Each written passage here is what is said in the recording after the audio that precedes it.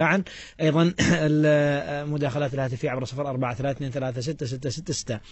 الشيخ معرف تعلق على الأخ ناصر أم الأخ ناصر يعني هي قصة شخصية. نعم. لكن عاد يعني إكراما له وإكراما لجمهوركم. هي يعني نقطة مهمة جدا لا تتعلق يعني بشخصي بقدر ما تتعلق على يعني أصل القصة. أنا أجريت عملية قلب مفتوح. نعم.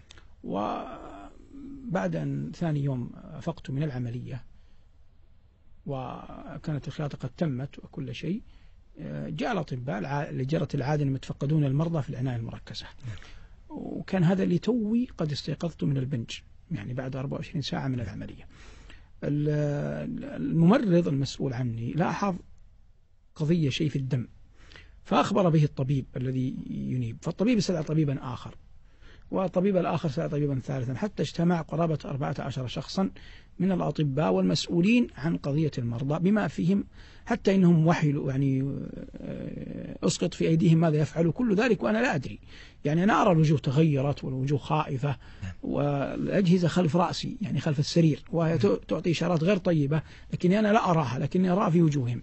فاستدعوا الدكتور آدم وهو دكتور سوداني موفق أن يأتي ليرى، فلما رأى هو طبيا قرأها بطريقته فظهر أنه في دم متجمع على القلب بعد العملية، فقال لي بالحرف الواحد: والله يا شيخ صالح نحن نستأذنك في أننا نعيدك إلى غرفة العمليات لفتح القلب مرة أخرى، في دم يراد لابد أن يخرج متجمع. طبعا هذا الأمر يعني نزل عليك الصاعقة، لكن وقتها هداني الله. أنا أقول طبعا أنا قلت يعني أتكلم بوضوح في المرة الأولى كان لدي أمل أن العملية تنجو، لكن الآن بدأت يعني يدخلني خوف، فقلت خليني أقطعها بالشهادة: أشهد أن لا إله إلا الله وأشهد أن محمد رسول الله، وأشرت برأسي أني موافق يعني.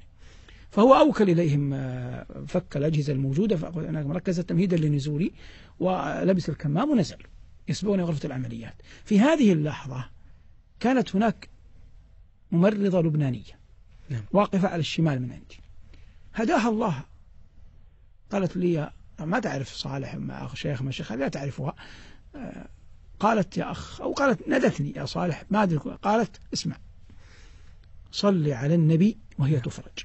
الله. فقلت أنا جبلة كأي إنسان ننطق الله: اللهم صل على محمد وآل محمد، هكذا بالضبط. والله أنا قلتها كل الدم نزل. سبحان الله. وإذا بالأجهزة تتغير. سبحان الله. فهم يرتابون ماذا حصل، ماذا رجع، ماذا تغير الأمر. فاستدعوا الدكتور آدم مرة أخرى فصعد، فلما رآها رأى الشاشة ورأى الدم قال: يا شيخ صالح ما كنا نريد أن ننجزه لك ونخلصك منه، خلصك الله من فوق 7 سماوات. طبعا نحن الآن ليس قضية صالح، قضية هذه المرأة التي وفقها الله لأنت. وهذا مصداق لقول النبي صلى الله عليه وسلم لأبي لما قال: أجعل لك صلاتي كلها، قال: إذن تكفى همك. يعني كفانا الله همها بالصلاة على نبي صلى الله عليه وسلم. لكن كما قلت هي ليس لها علاقة بشخصي، هي علاقة بالتوفيق. كل من يسمعنا ويشاهدنا إلى الإكثار توفيق المرأة. حتى لا يساء الظن بالمسلمات. يعني الذي يرى هيئتها ولباسها لا يظن أنها تعرف الله طرفة عين، ومع ذلك أنا الذي موسوم بأني إمام خطيب قباء لم يأتي على بالي أن أقول هذه الكلمة. لكن هي نصحتني قالت: افهم اسمع، بكل رقة وبكل تعاطف، يعني كأنه وضعي أحزنها كوني أعادل العملية وأنا فرح أني قد خرجت منها. فقالت: صلي على النبي وربك بفرجها بلغتها بلهجتها، طبعا أنا لا أحسن لهجتها. فقالت: وربك بفرجها، فرجها الله جل وعلا. الحمد لله على فضله. الحمد لله. طيب.